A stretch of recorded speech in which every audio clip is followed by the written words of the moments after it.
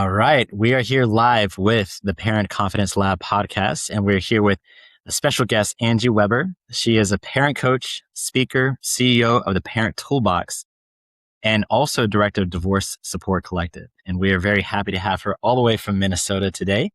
Angie, welcome to the show. Thank you so much for having me. I appreciate it. I'm excited to chat with both of you. All right. So we're very excited to, have you here today because we know that you have a whole methodology about how to keep parents calm in those moments that really matter the most. We know as parents of five, it is not easy. We actually had a really, really fragile morning this morning, where calm could actually have been very, very useful. But so thank you for all the service that you're doing for parents out there. And so, Yeah. Well, I hope I can add some value to your listeners. So Angie, we'd love to get into a lot of your work, but I think for the listeners out there, we'd love to hear a lot more about yourself and what's, your background and how you really came into, parenting in and of itself, but then also your passion for helping parents.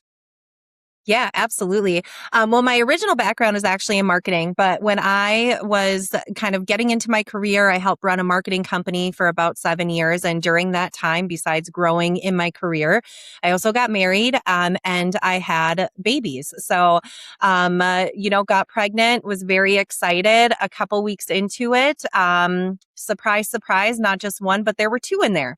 And so that kind of led us on a whole nother journey of no one knows how to parent, right? I think we all have this feeling of, oh my gosh, why are they letting me leave the hospital with this baby or babies? Like, I don't know what I'm doing.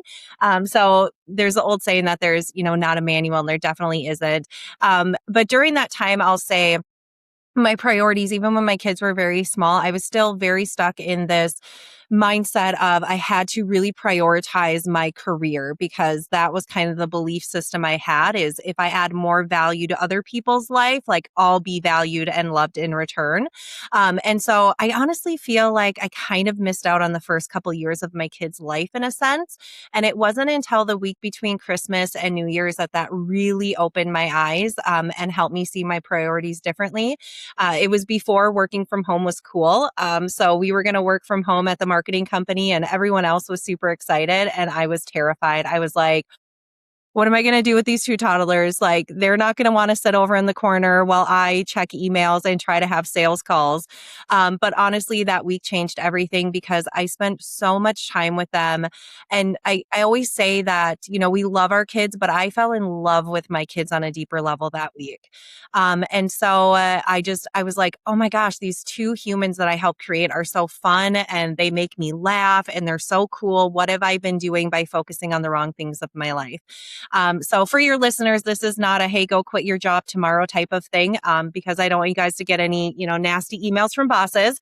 But that is kind of what I did. A month later, I went in and I quit my job because I just wasn't serving me in so many different ways. And I knew I really wanted to focus on my family. But with that being said, I was dabbling in kind of a side business that I didn't intend to be a business, but it was all about holistic health, essential oils, as you can see in the background here.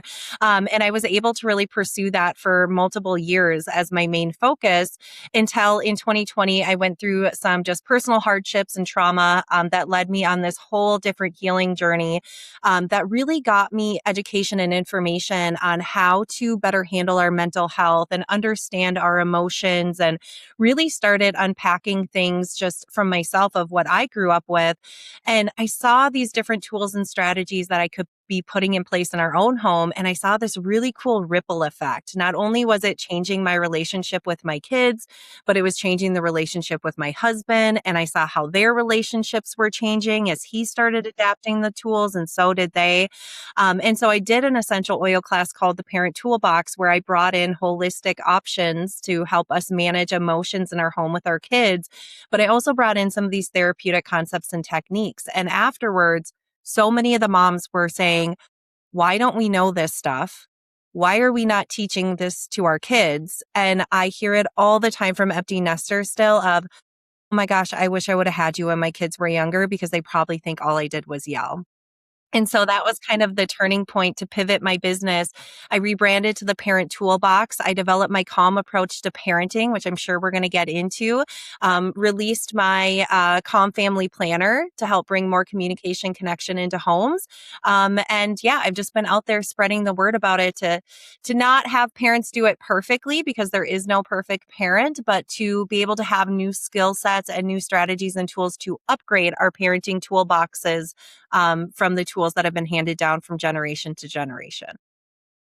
I love that. Oh my gosh. So many nuggets of wisdom there. It sounds like you just have so much you can share with us. I know I definitely relate that, in those moments, those tough moments with your kids, it's so hard to stay calm. And when you have multiple kids, or if it's your first kid and you're trying to navigate, um, so yeah, I'd really love to just dive in there, right there. Okay, you said that calm is your kind of unique strategy, and it sounds like the different letters mean different things. So could you just tell us more about this approach? Yeah, absolutely. And it's kind of funny because, the calm approach to parenting, it might seem very like idealistic to some parents of like, yeah, that sounds really great. And I hear that from parents, right? Of, well, yeah, Angie, it sounds great to pause, but I can't do it. Like I go from 0 to 60 and there's no in between for me. I don't know how people do this. And so I always, want to say there are a lot of different parenting styles out there. And I'm not a one size fits all. I think that there's different advantages and benefits from different parenting styles that we can take and kind of adapt. So the calm approach, I always like to say, is really there to be kind of tailored again to the family's goals, needs, and wants. But I developed this because there's kind of those four foundational pieces. So the C of the calm approach is about compassionate communication. So we talk a lot about different ways that we can communicate with our families, meaning our kids and if we have a partner. But it also really focuses on that connection piece, being very intentional about the way that we're connecting with our family. A stands for awareness and accountability. So this is the parents' really opportunity to become curious about what's going on in their home. We live in a really reactive society, so we are quick to jump to conclusion. We want quick fixes all the time, which is just natural and human. But really, we want to take a step back and think, what is actually happening here? Because kids tell us what they need through their behaviors. And if we're not listening or really trying to understand it, we may assume the wrong thing. And then the accountability piece is all about, consequences, which is an important part to parenting and for our kids to learn. But also acknowledging, when we do make mistakes, how do we repair those? Whether it's in our family or with external people. The L is probably my favorite part. That is learning emotional regulation, which again is so important, not just for our kids to learn, but for us as parents, because they take a lot of what they see from us. And I always say that I like working specifically with the parents because we're more hardwired. So it's probably actually going to take us longer to change our behaviors than it is for our kids.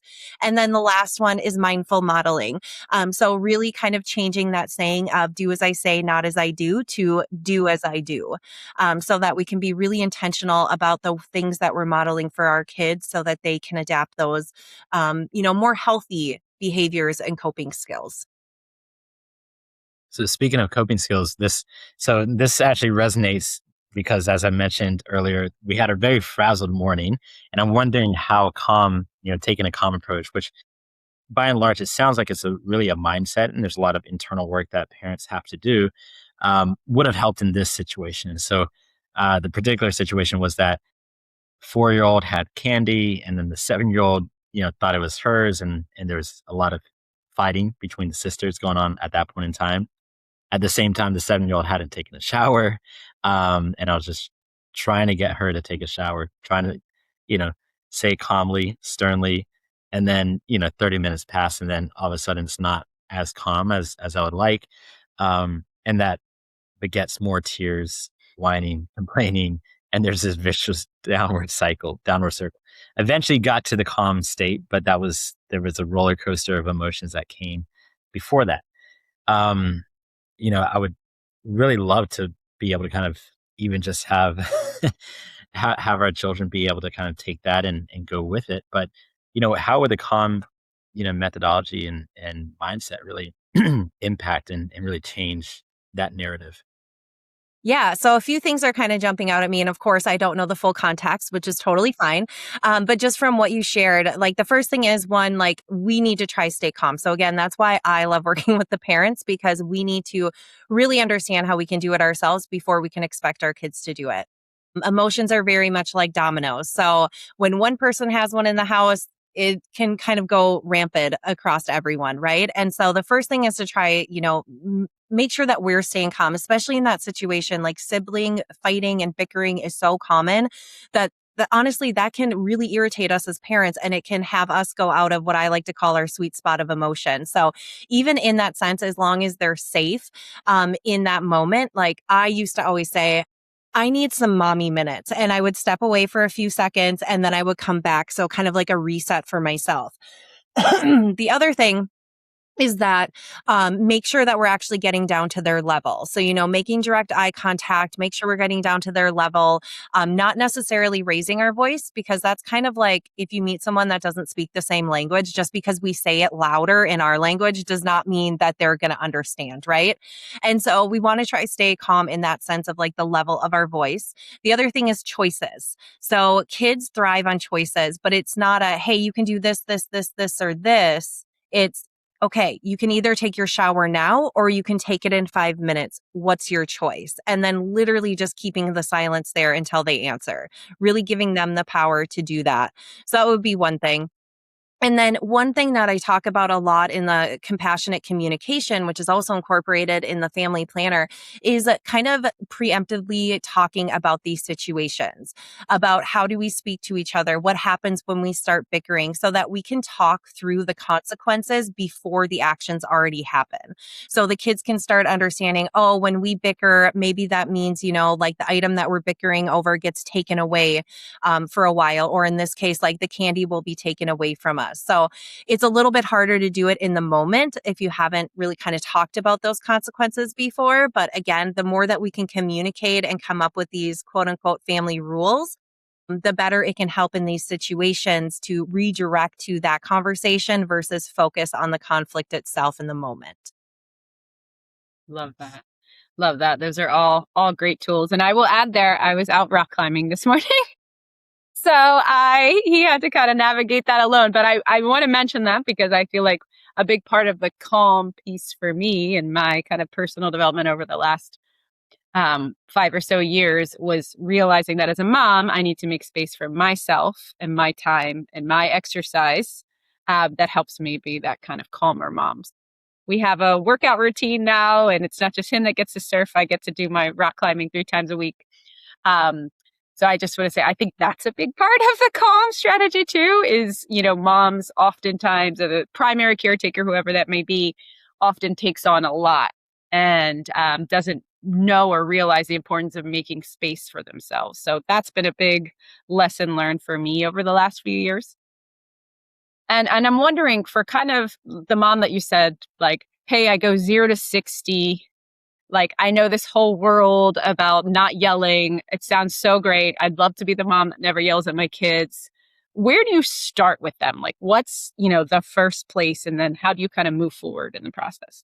Yeah, so it's really starting at that learning emotional regulation piece, because I wouldn't say that I yelled all of the time, but I definitely raise my voice. And I'll be honest, like there are still times when I do that, right? Like, Hans, I'm sure like you try to stay as calm as possible. And even if you raise your voice, like we're always going to lead from emotion sometimes. No one, again, is a perfect parent. And so, really starting with tuning in. So one thing that I've realized, not just for myself, but conversations with other parents too, because I will say the common trend when I work with parents is that they just don't want to parent how they were parented. So they're really committed to breaking some of these generational cycles, even though we know it's going to be a little messy along the way. And I always say it's taken us a lot of little steps to where we've gotten, and it's going to take us a lot of little steps to where we want to be. And so in the learning emotional regulation, one thing that comes up a lot is that we're just not really in tune with our bodies anymore because we grew up hearing things like, don't be angry. Why are you so upset? Like, don't let anyone see you cry. it's not a big deal. So when we heard that as children, with no shame to our parents, because they were doing the best they could with the tools that they had, what we started to internalize is, oh, this feeling is wrong, or I'm wrong for having this feeling.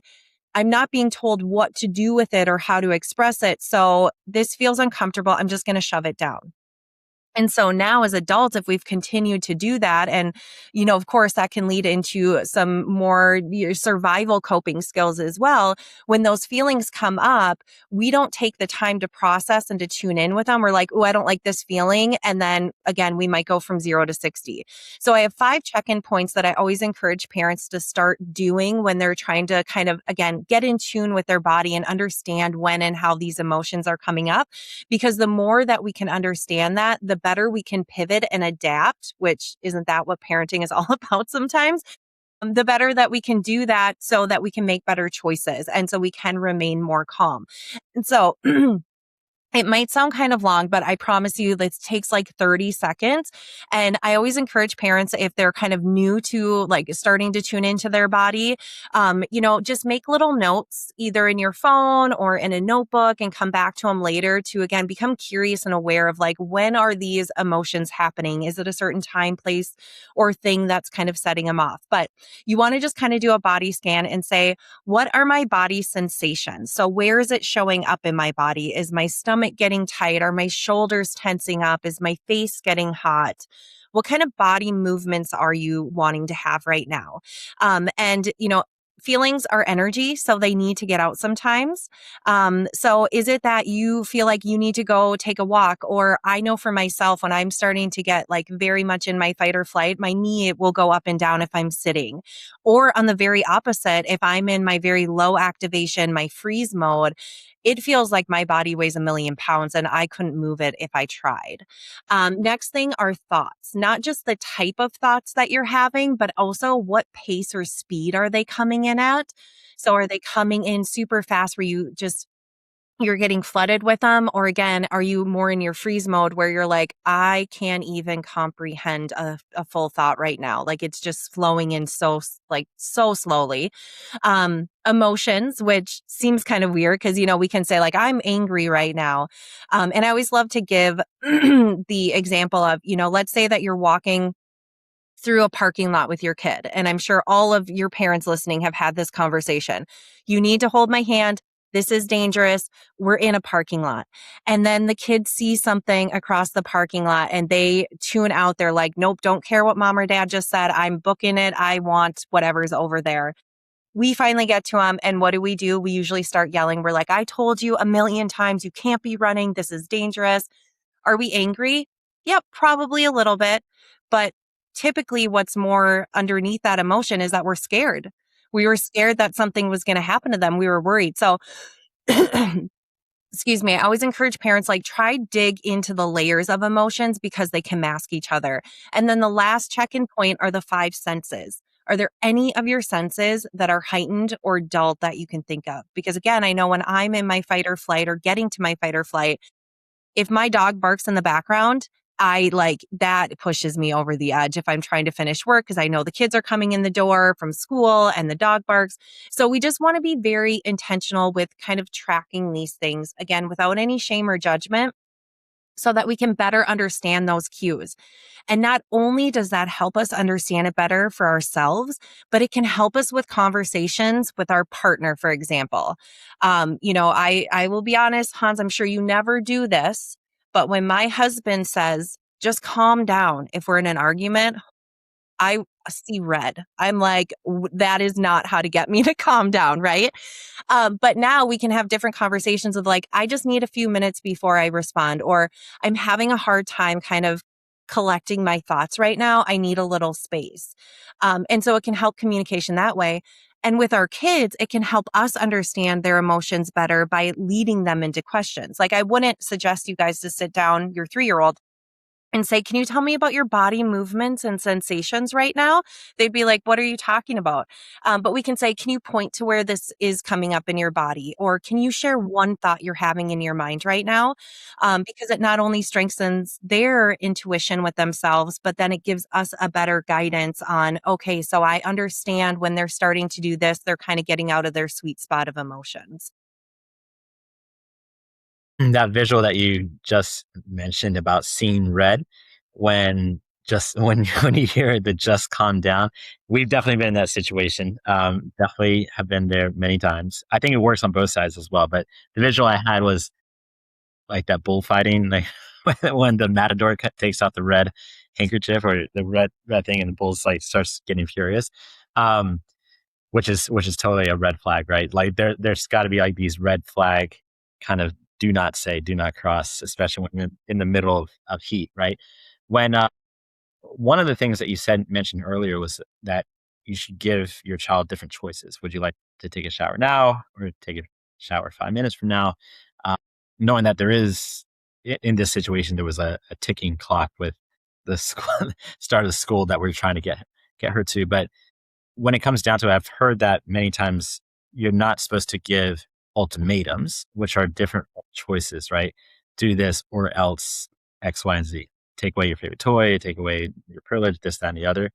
Um, what how would you kind of think about the differences between giving choices versus giving ultimatums, which a lot of parents could, confuse for being one and the same, but Yeah. No, that is such a great question.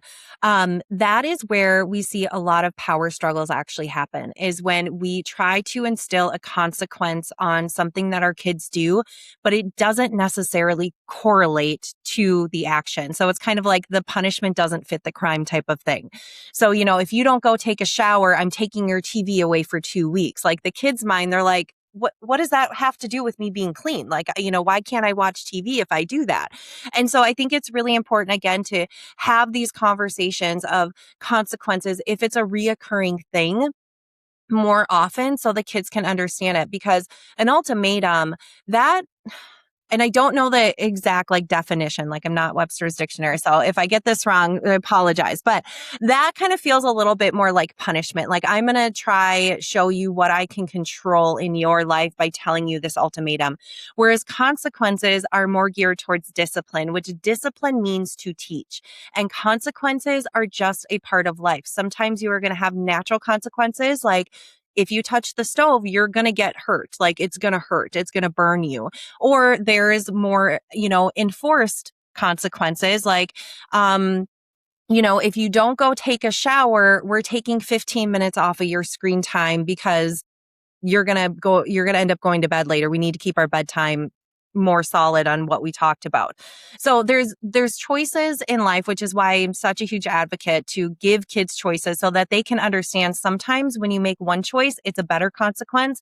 The other time when you make maybe not the best choice, it might not be such a good consequence. So I would really focus on, yes, giving the choice first, but also you can elaborate, like, well, you wanted to go to the park today. If you go clean your room, we can go for 15 minutes. If you decide not to clean your room, we might not have time to go to the park, or we're going to have to shorten the park by, 10 minutes type of thing. So again, making sure that the consequence correlate, but also that you are kind of letting them have some of the control so they buy into it a little bit more as well. And there's kind of a few different parts when we talk about these consequences and choices, which again, I encourage parents to talk about and kind of label it as rules, but we need to know like what the expectation or boundary is. And we also need to tell our kids why it's important. So for example, like bedtime is at 7. Well, why is that important? Because we need to give our brain rest, and we need to, make sure that we're healthy and that we're sleeping enough and that the next day we're up and ready and we have more energy. Okay, well, what's the consequence if we don't go to bed by 7? Well, then we go to bed 15 minutes earlier the next night. And how often are we going to be communicating about this? Well, we're going to be talking about it weekly in our family meeting so that everyone is on the same page of it. So we want to make sure that we're kind of building in other pieces, because again, that's where the power struggle comes in. You didn't clean your room, you don't get to go to the birthday party in 2 weeks. The kid's going to be like, okay, if I'm already, punished 2 weeks later, why am I going to go clean my room right now? Like, what's the point? So, Love that. And you mentioned something right there at the end. You said during our family meeting. Can you talk to me about that? Is this something you recommend? How often? How does it work, et cetera? How old do the kids need to be? Yeah, yeah. So, family meetings might sound a little scary or daunting because there's probably a lot of your listeners who are like, I am in meetings all the time for work. Why the heck would I want to do it on our downtime?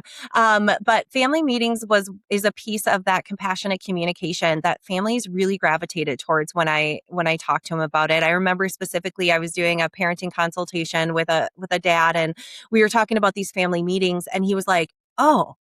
He's like, "Well, why wouldn't we do that? Like, we already do a Sunday meditation with our kids. Like, why wouldn't we just do, the family meeting on top of it?" Because Christina, as you were saying, like, there's typically like one caregiver who kind of holds the brunt of everything. So I'm not going to say that there are not awesome dads out there that do it because I know there totally are. But a majority of the time it's moms. And we feel like we have 47 tabs open in our mind all of the time.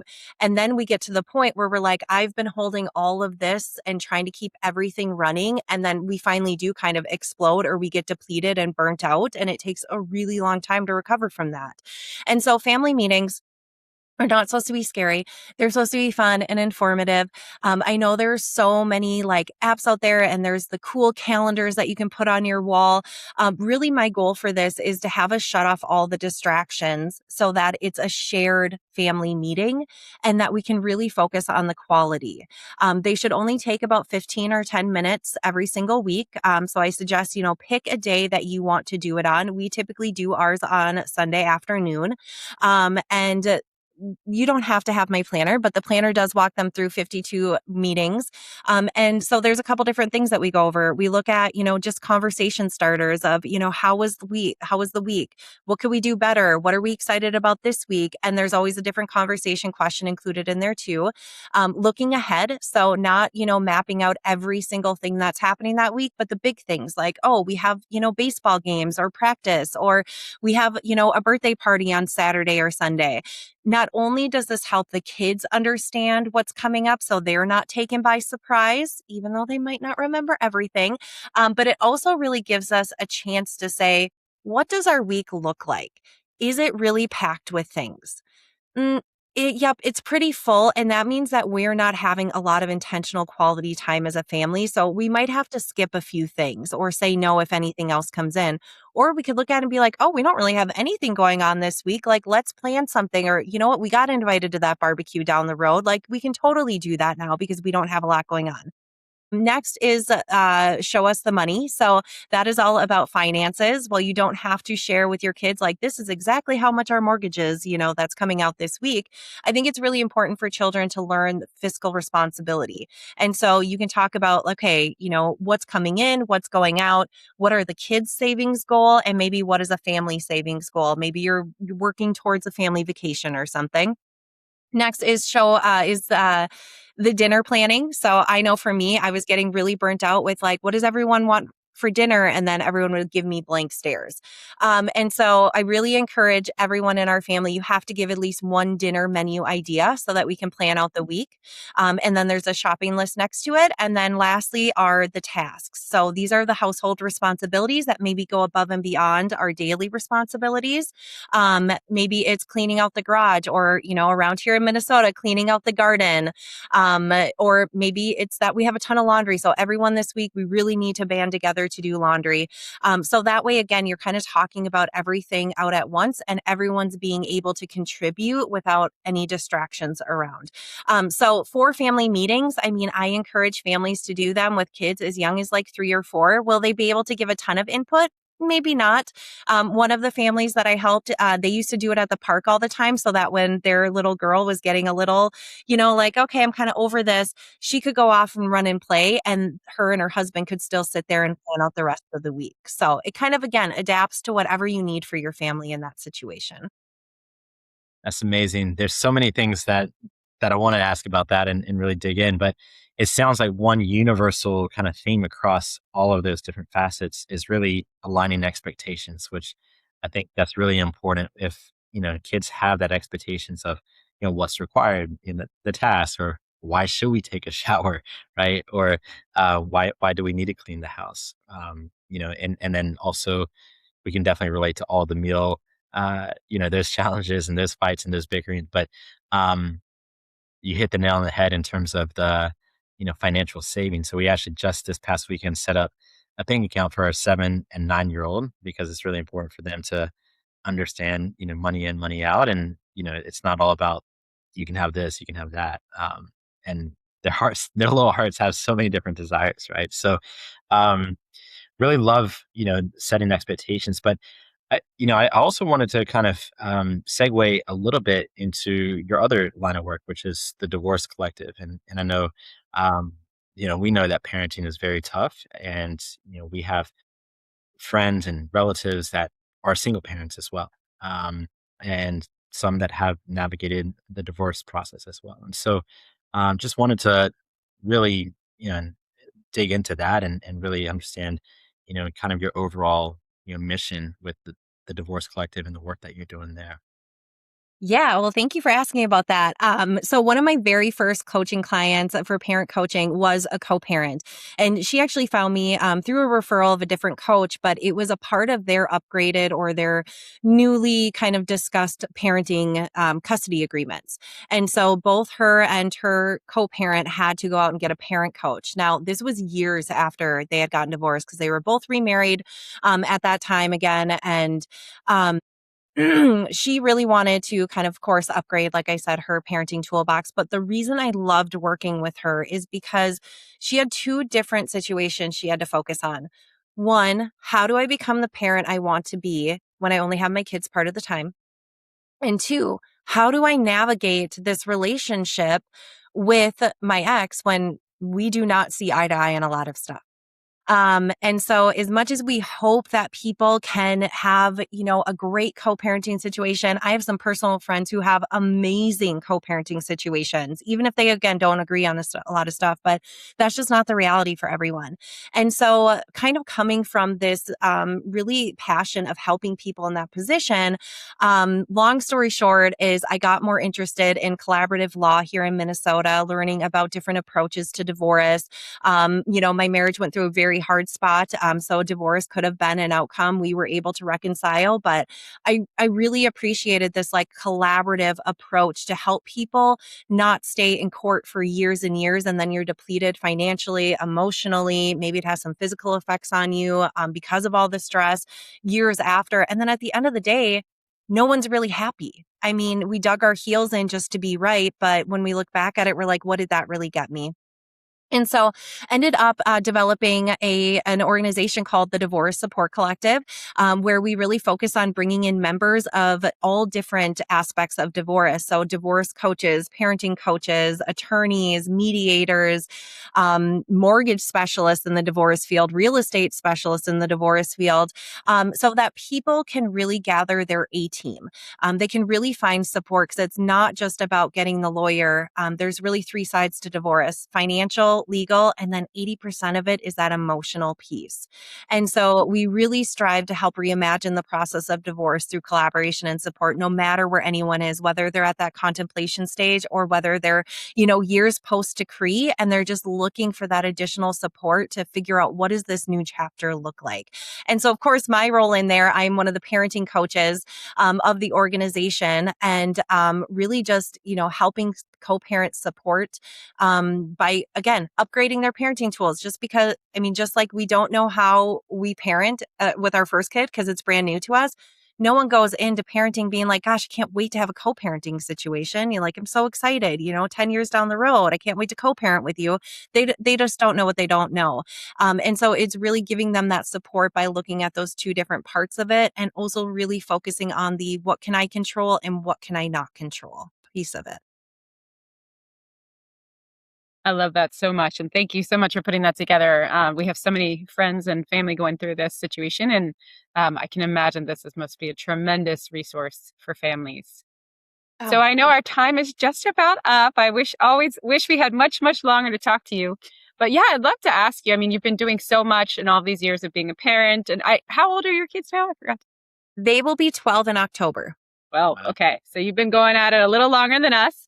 Kind of what would you say to your younger, like new mom self after the first kids? And what do you wish she knew then that you know now, and that you hope kind of new parents just starting this journey know? Yeah, definitely to give yourself grace. So I wish that I would have told myself that or knew that a long time ago. Again, the whole thought of like, no one is perfect, and your kids don't want a perfect parent. They just want you.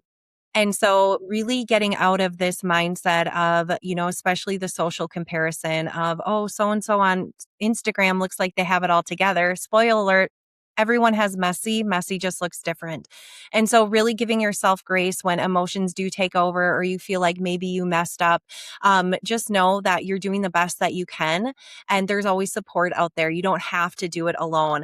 But I'll even tell my kids all the time, I'm like, you know what? Because yes, we are in the preteen years.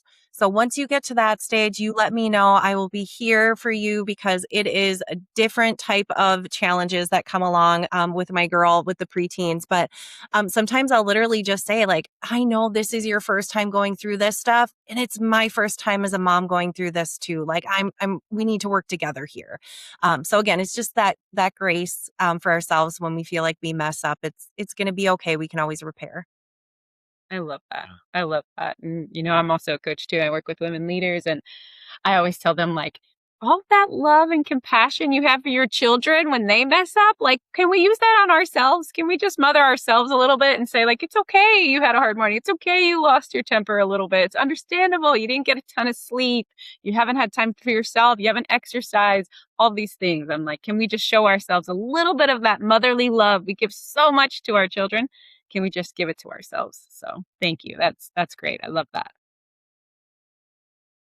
Ditto on that. That was really, really amazing advice, and certainly something that even I as a dad, having grace on myself for a lot of things that go wrong or I didn't do well. I also think about those things, and how can I actually make sure that you know uh, that I'm giving myself a little bit of grace as well. So, but every parent can actually have some of that, and I would say just on your work with the divorce collective, there's a lot of situations that you mentioned that even as married parents that are co-parenting, in the same household, we go through, and there's differences that we um, certainly we were just talking about a few the other day, but there's definitely different paths that one can approach that, and certainly the combative path and going one way, or the reconciliation path, and let's try to find this middle ground, which many cases we'll never have the same